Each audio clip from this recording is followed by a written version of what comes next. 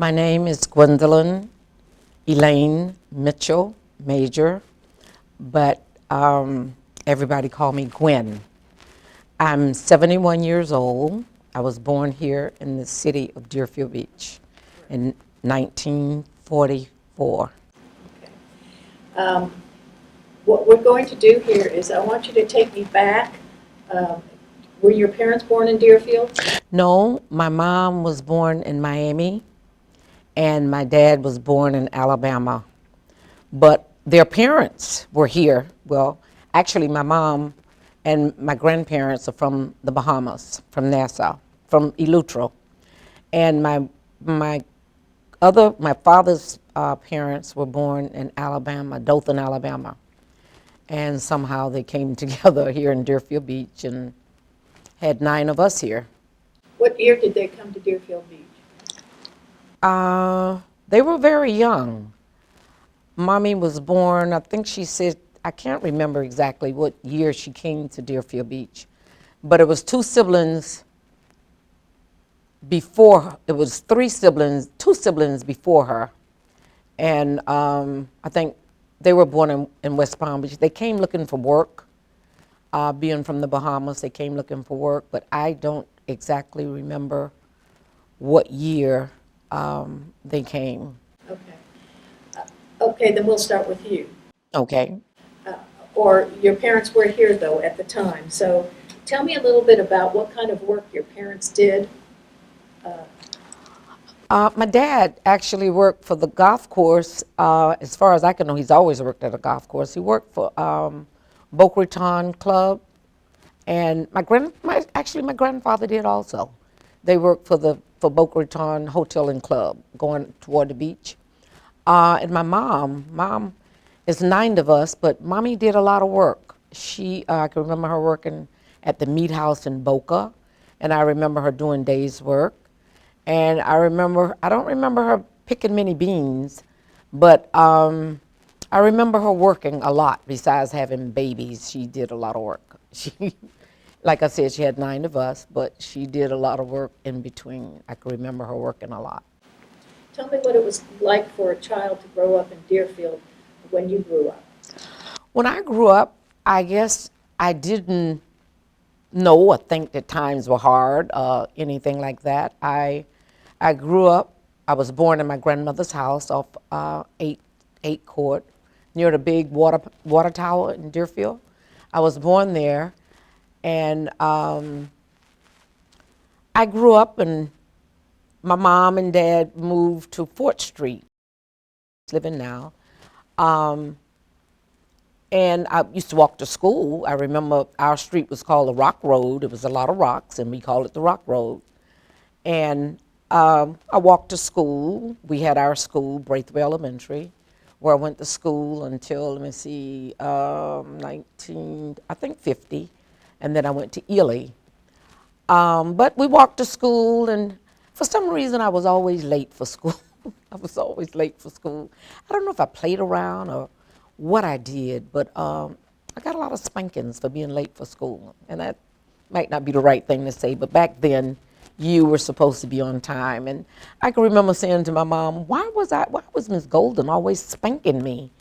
And she said, I don't know, but I got you ready on time. I don't know what you did, but I walked to school and, met my friends, and we did what people normally do, what little people normally do. We didn't think anything of it, but we went to school with, some of the people that I went to school with are still my friends. So I still know some of them and everything, but I loved my teachers and tried to please them, but I wasn't happy with my principal giving me a spanking every day. What did you do after school and on weekends? After school, I can remember coming home, actually learning how to cook at a very early age and helping mommy. I was the oldest, so I had to help her take care of the younger children and make sure the house was straight and done that sort of thing. On Sundays, on the weekends, we normally went to church.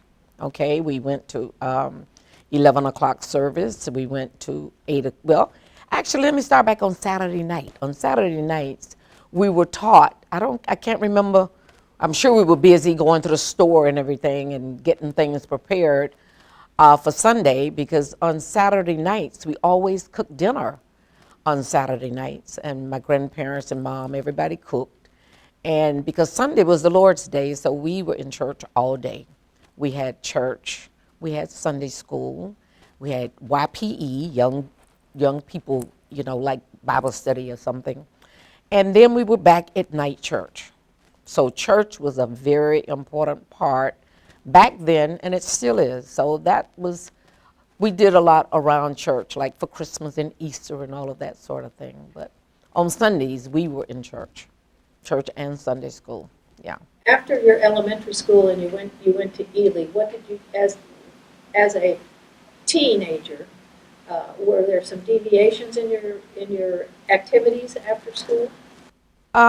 We came home and, well, if mommy wasn't working, you had to help do whatever it is we had to do, to work and stuff around the house.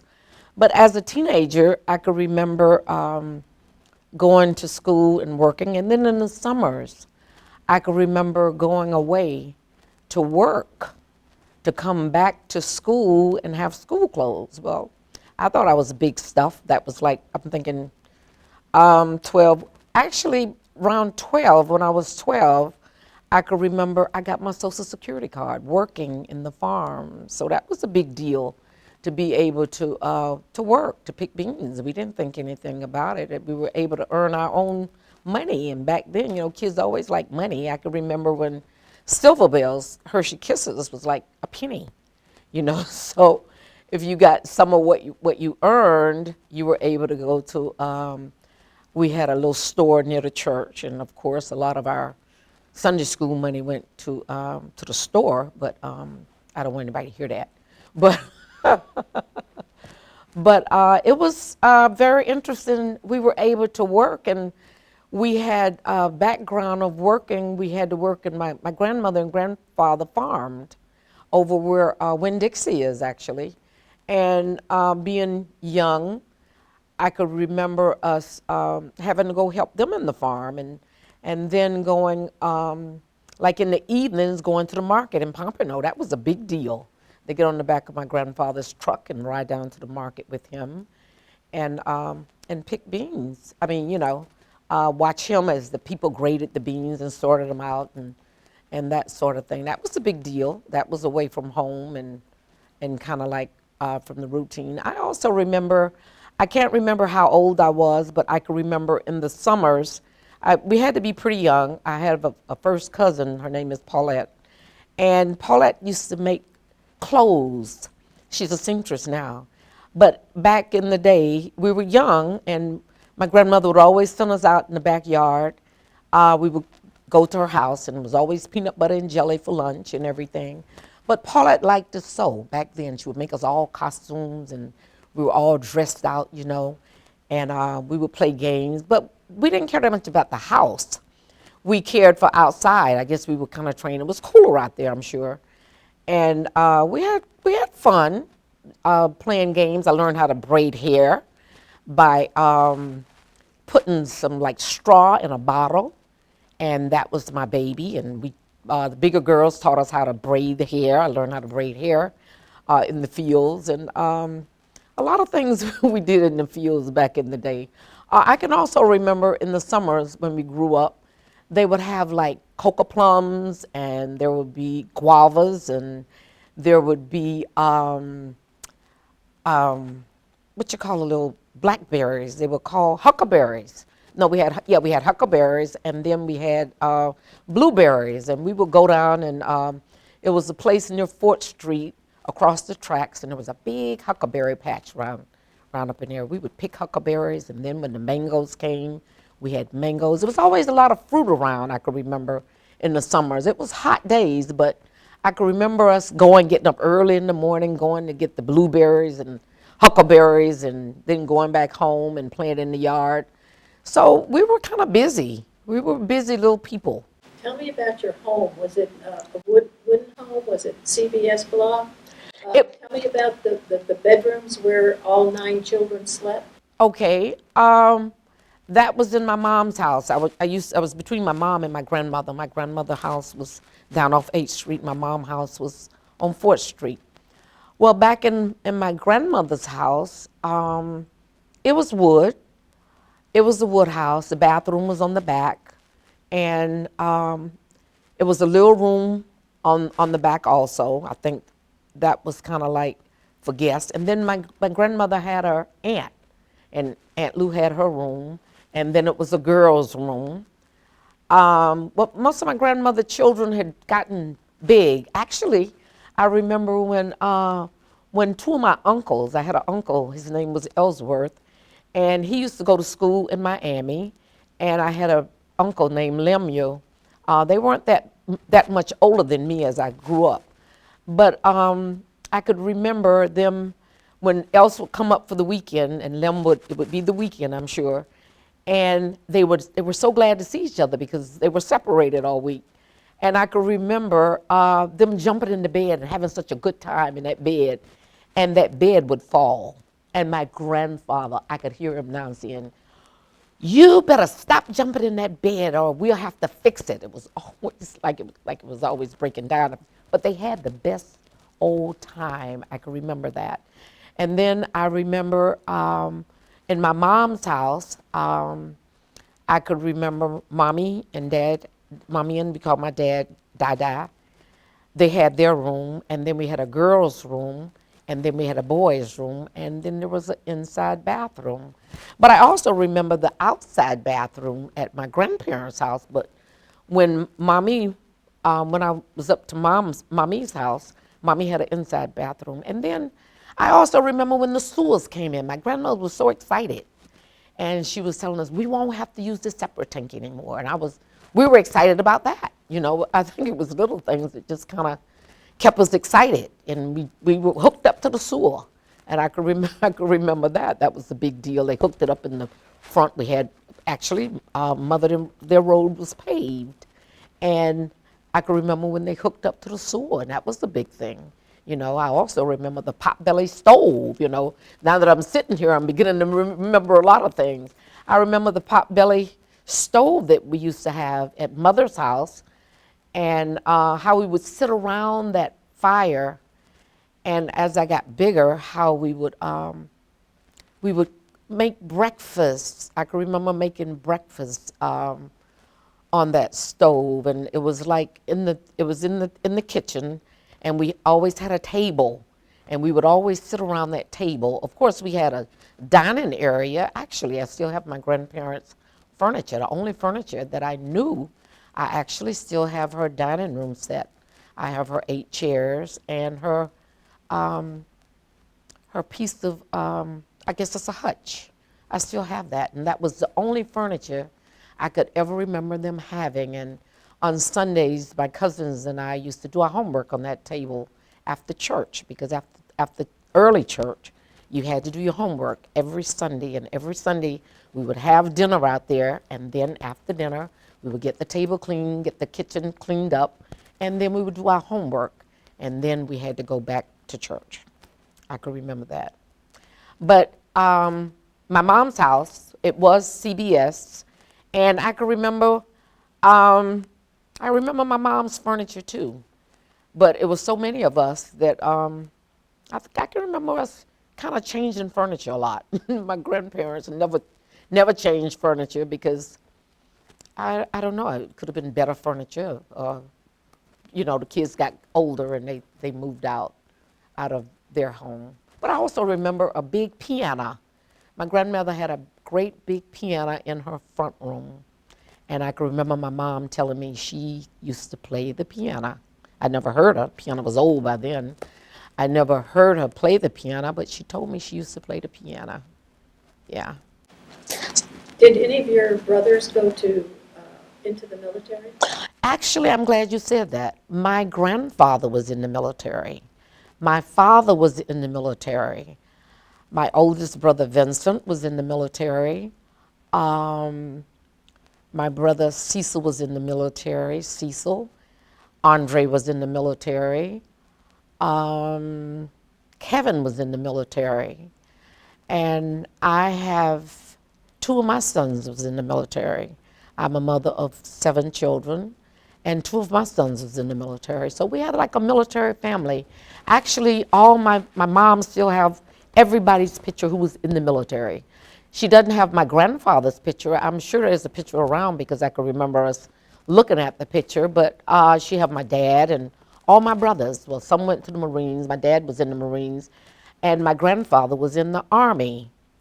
And my Uncle Junior was in the military.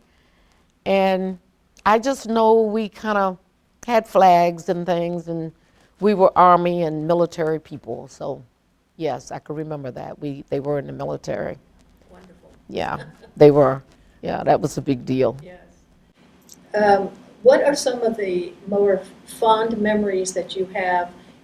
Was there anything, a big celebration that you all had, your culture had at back then for the black community?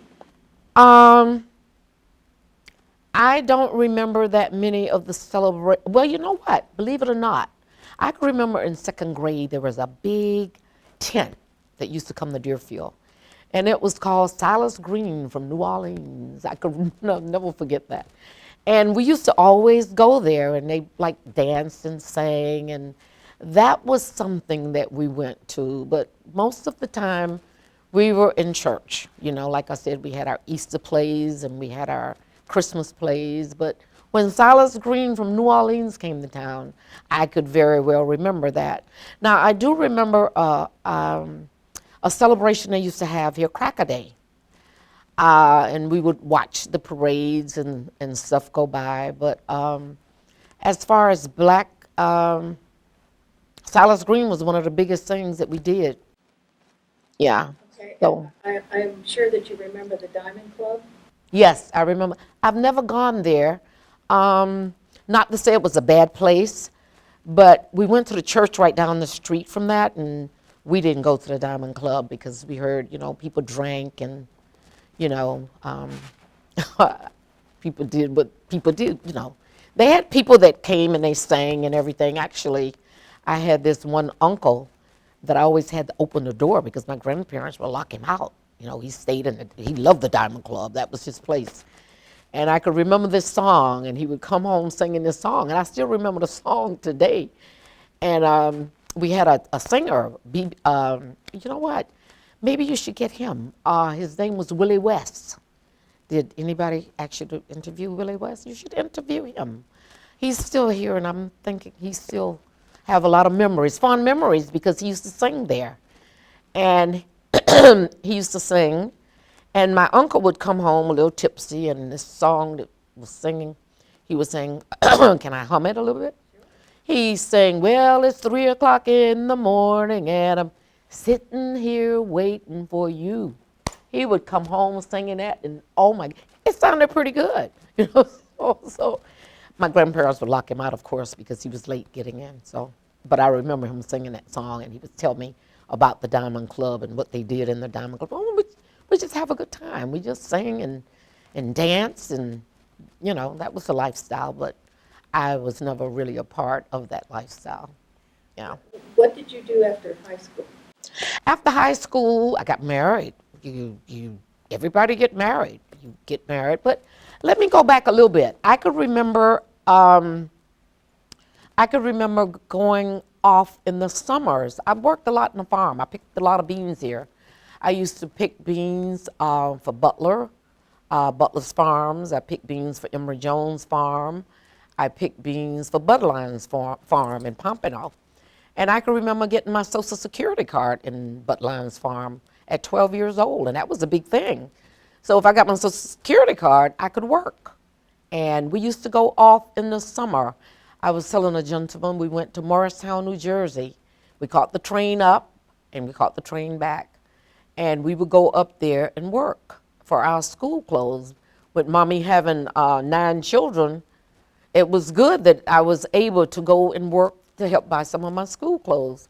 My grandmother would take us up. Sometimes she would even take some of the neighbors' children so that they could work also. We had that kind of relationship in the black community that you would take other children up because their parents had a lot of children, and that would help them also to get school clothes and things. And I could remember we went up for quite a few years. And then I remember when, like the last year that we went up there, we were so disappointed when we went to Jersey. This year, the man had a bean picker, but he found work for us anyway. My grandparents was a little bit upset because had they known, they could have stayed home, but he found something for us to do. We picked behind the machine, but that was like the last year that we went up there because Progress was coming to town. They had a bean picker. So what was that last question you asked me? That was just something that I could remember doing. What you did after you graduated from high school, you got married. I got married and had children. I moved to Boynton Beach for a while, and then I did, was no kind of work in Boynton to do, so I moved back home. I had like 4 children when I moved back home. I got married and moved back home, and I did days work. I was never afraid to work because we needed to work, and that was instilled in me at a very early age. You have to work, you have to earn your keep. So work didn't come as a hard thing for me because it was like I could always find work. I remember working down at the Sea Club on Deerfield Beach, and I could remember going to Boca and working a lot, you know, in between having the children and whatnot. And then I can't remember what year, but I remember after I had the kids and the kids started to grow, actually, I had 4 children that went to school here at this school.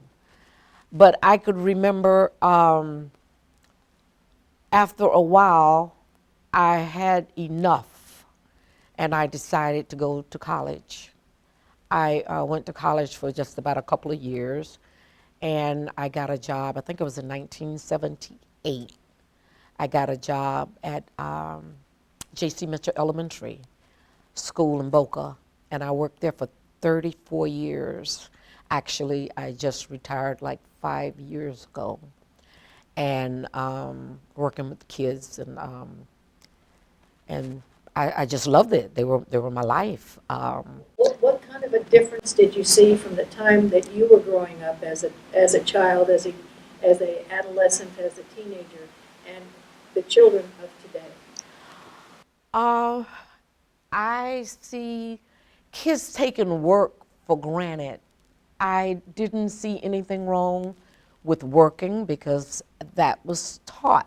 We had to work. You want to survive. You had to work, and actually we worked together, you know. So all of us worked, and I think back then people thought it was hard work, but work wasn't hard from my family. You know what I'm saying? We always worked. That's all we knew to do, to work. My sister went to college, and my brothers. I had one sister. I had 7 brothers and 1 sister, and we just worked. We didn't think.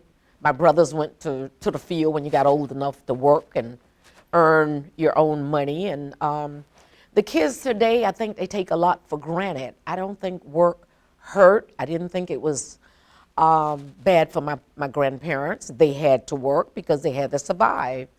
And we were just taught you work for what you wanted. This is how we lived. You work for what you wanted and what you needed. I have never in my life seen so many children that don't know anything about working. Actually, when I said I didn't remember what we did on Saturdays, we always worked. We had to clean the house. So we always worked. We always worked and took care of our needs. I can't ever remember my family members being on welfare or Social Security. That was beneath us. You know, that you had to be pretty poor because God had given us our health and strength, and we were able to work. And I think that's what we thought we had to do. And I thank God every day for allowing me to work and be able to meet my own needs. And I get very, very sick when I see some of the things that are happening because as the kids got older, they didn't feel like they had to work. But when I was raising my kids, you worked for what you needed. And I hope and pray, my kids still work. They work now. And I hope that they're instilling that in their children There's nothing wrong with work. God worked for 6 days and gave us a rest on the seventh day. And who are we that we shouldn't work? You know, work is easier now than it was back then. But back then it wasn't hard because that's all we knew.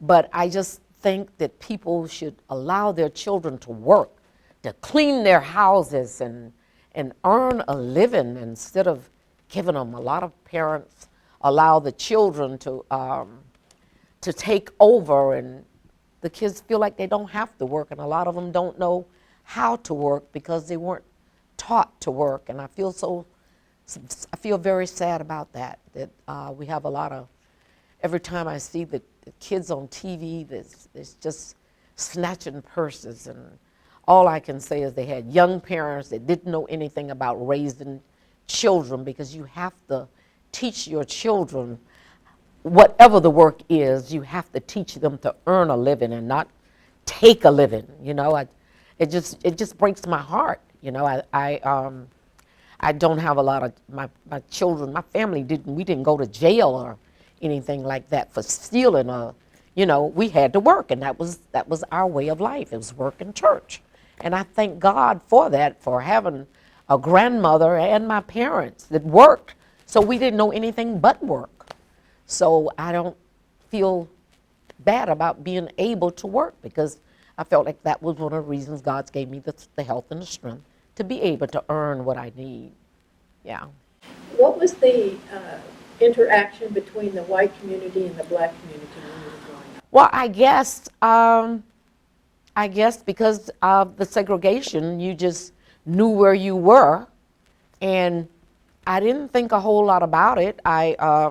That's the way we lived. I've heard a lot of stories about white people being very mean, but I don't know. Maybe I was sheltered from a lot of that. When I grew up, I still have a lot of white friends. I knew that we went to Braithwaite Elementary, and when we finished at Braithwaite, I knew we were going to Ely. I'd never thought about the other schools or anything. It was just our way of life. It was what it was. So I didn't, like I said, I didn't have anybody beating me or spitting at me, or, like I said, I've heard some kind of bad stories right here in Deerfield, and I sometimes wonder, where was I? Probably working.